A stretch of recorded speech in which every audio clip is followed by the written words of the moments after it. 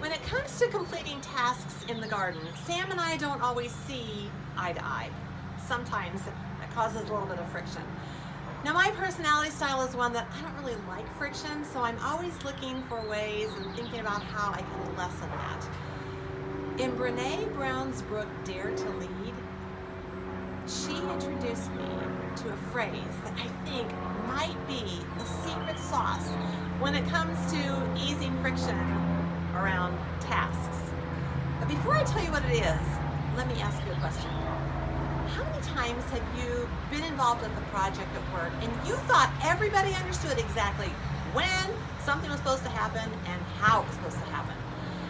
And yet you find out that what they thought was done, you didn't think was done.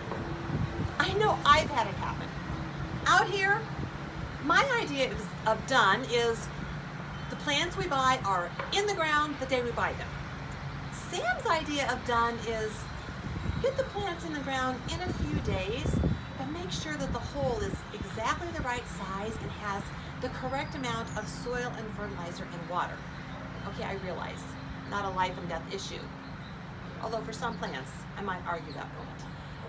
But how about a project at work where you've got timelines and deadlines and budgets that have to be met? Whether or not something is considered done or not done can be a really big issue.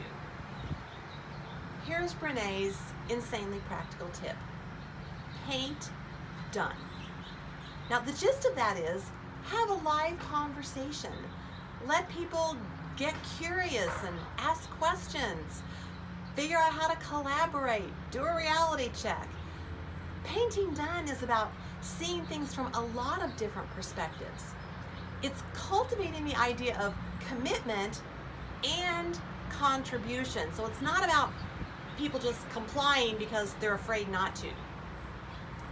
Leaders who work from compliance end up being disappointed and feeling resentful, and their teams feel scrutinized. Compliance leadership also kills trust, and ironically, it increases people's tendency to test what they can get away with.